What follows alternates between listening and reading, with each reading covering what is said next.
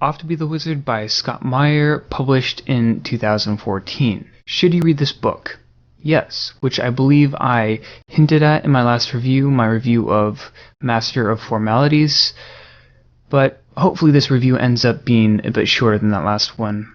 Regardless, let's just dive in here, starting with a brief summary, a brief synopsis. Martin Banks, he is this unmotivated, impulsive young man. He stumbles upon a computer program that allows him to manipulate himself and the world that's around him. But unable to stop himself, Martin, he begins testing the limits of his newfound abilities. But unfortunately for him, his tampering, it doesn't go unnoticed by the government, and there is a chase that breaks out. Fearing prosecution, Martin, he decides to travel back in time and pose as a wizard in the Middle Ages because, who wouldn't see that as the best solution? Now it's time to go over the pros. This book is entertaining. It's got its problems, sure, tons and tons of them, but the premise itself is fun, and the simplistic writing makes this an incredibly quick read. That's a positive, right? Maybe. Anyway, I liked the idea of this story. All existence is a computer program. I can see some potential here. It's one of those wacky setups that allows for almost anything to happen. And by the end, there are certainly a lot of things that happen, a lot of craziness that ensues. And as one would expect by looking at the cover, the book is fun. The characters are constantly joking. There are a lot of pop cultural references. Martin, he goes wild with his programming powers, leading to even more laughs. It just makes the entire book fly by very quickly. There is also a very interesting philosophical question brought up in the book's final act. Will I tell you what it is? No, of course not, but I will say that it deals with the value and meaning of existence, and I like that. The discussion comes and goes a bit too quickly, but it's an interesting one given the world that's set up in the book. And it's one point in Off to Be the Wizard where it does kind of feel like The Matrix. That's surprising to me, as both of these stories, they deal with our world existing as nothing but a virtual simulation. But this book, it has almost none of the Matrix's philosophy and depth. Might have jumped the gun a little bit there. I'm not to the cons quite yet. Oh well, on to the cons, I guess. Starting with the characters themselves. They're one-dimensional. Seriously, no one has a story arc. Stuff just seems to happen.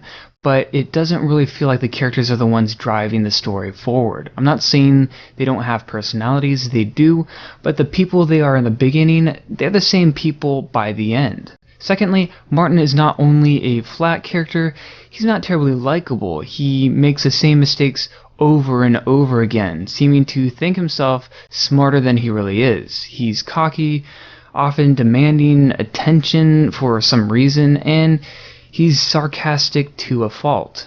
Third, there are a lot of plot holes here. Why does Martin go back in time to live life as a wizard in the Middle Ages? Who would even come up with that kind of a plan?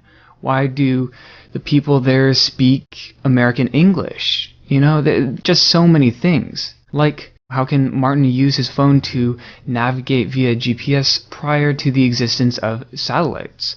And what's with the weird wizarding rules and even weirder schemes that go down in the book's final act? Then there's the fact that the plot seems to take a break from the time that Martin arrives in 11th century England up until the book's finale.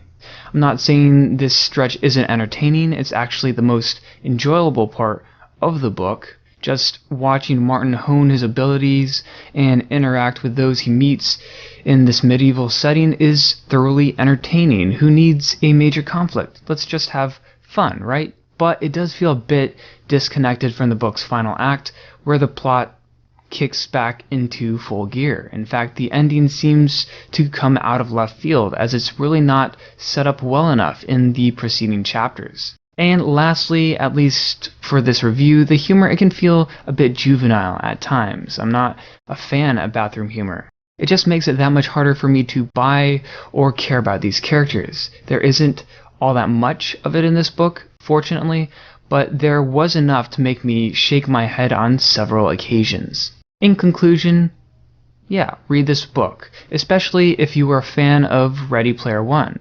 Now, it's not as good as that book, but Off to Be the Wizard is still entertaining. It's not a book that's built on characters, so if that's vital to you, I guess you should probably avoid this one. But personally, I think the premise is interesting and fun enough to make this worth the brief amount of time that it takes to blaze through. Just don't overanalyze a story.